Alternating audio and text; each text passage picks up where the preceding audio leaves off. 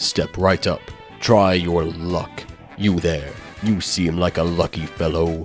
How would you like to be a big shot? Aren't you supposed to be killing me? What are the stakes?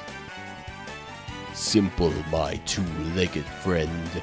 Find the red ball, turn off one of my perks. But if it's empty, I win chase against you or one of your friends. I like those odds. Yeah, so that's how I feel playing Pinhead. I run a particularly nasty snowball build that makes that happen all the time. But how? Why? Well, I'd be all too happy to tell you. See, snowball is my favorite kind of build. It's a build where you start weak, but if you start to win, you just keep on winning and win fast and strong. This build generally works on any killer, to be honest. I just find it has the best results on old Penny, since his power also makes survivors have to not work generators sometimes. The first piece of the puzzle is Hex Retribution. Retribution makes it so that whenever a lit totem is destroyed, including Retribution itself, I get wall hacks for 15 seconds.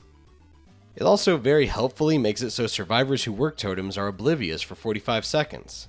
The oblivious effect makes it so survivors can't hear my spooky music when I get close. It's also called the terror radius.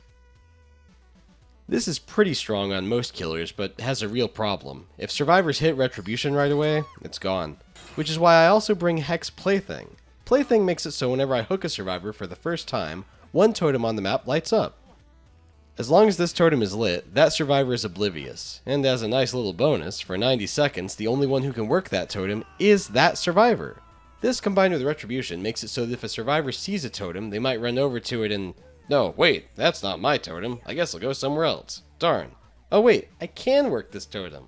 Let's smash it, and did it work? Is Retribution gone? Probably not. The more people I hook, the more quote-unquote fake totems there are that still absolutely need to be worked.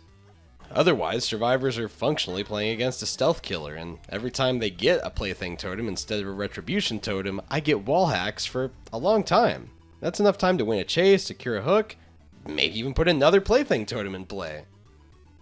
This build ensures survivors are always playing a losing game against Pinhead the Scam Artist. But you know what isn't a scam? What isn't a losing game? Clicking all the buttons under this video. You should do that.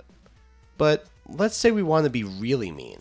Let's say we want to make the shell game impossible for people who are not in comms. That's what Hex Pendimento is for. Pendimento has a giant stack of debuffs that make survivors' lives a little more miserable the more hexes there are. Pendimento is unique in that the only way to activate it is for a survivor to destroy a totem, and then the killer has to approach and rebuild it as a Penti totem. Honestly, the debuffs aren't even really worth mentioning here. Mostly, I just use this to further hide Retribution. And finally, the perk you need if you're going to play Pinhead, Hoarder. Yeah, like, even if you ignore the rest of this build, if you're gonna play Pinhead, buy Twins. Get the Hoarder perk. Hoarder makes it so that when the survivor is within a certain range and picks up an item, you get a loud noise notification, which you need to keep an eye on your cube. The cube, which you need to make your power actually really good. When it comes to mid-tier killers, Pinhead is generally at least high on most people's lists. His power is a decent anti-loop power. When survivors are running away, wasting your time, you can chain them to slow them down to win chase. If you hit, anyway. Yeah, get used to missing a lot. Maybe practice on bots to build some confidence, but frankly, the chains are the least useful part of his kit. No, what makes Pinhead shine for me is his passive. See, as long as the cube is on the map, this little meter here slowly fills up. Once it's full, chains constantly spawn on top of survivors in a chain hunt. These chains slow down generator progression, slow down chases, slow down totem working, but most importantly, can tell you where the survivors are. You'll see those bright blue babies breaking survivors and holding them down, or you'll hear them clinking off walls as survivors dodge them. Oh, also, hey, here's a fun thing. You can use Pinhead's active power to gain visibility. Yeah, it has a short cooldown, and when you're not in chase, just shoot it straight into the air. Like, you'll see some stuff. Be creative. But hey, let's say survivors get your cube. That just means chains constantly spawn on top of them until they solve it. Once they start solving it, you can press a button to teleport right next to them. Generally, I don't advise doing this. It's smart to do if you have no idea where anyone is, but most of the time it'll be giving the survivor with the cube exactly what they want so the others can work generators or save their friend.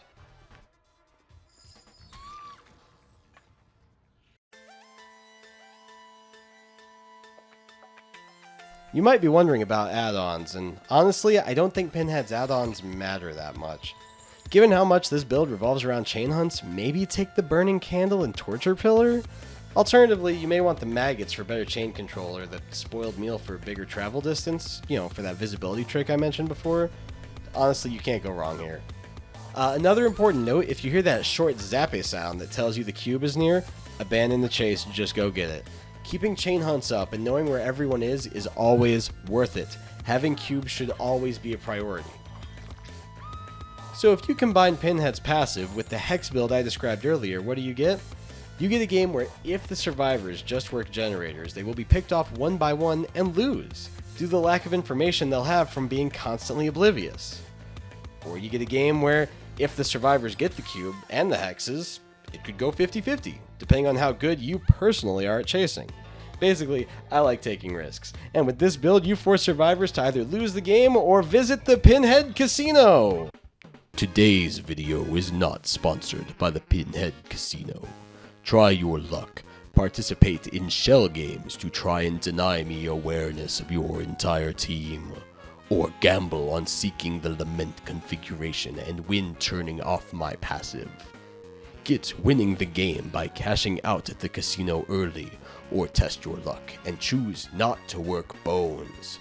Start winning big today at Play Dead by Daylight against Biz's Pinhead Build.egg.com.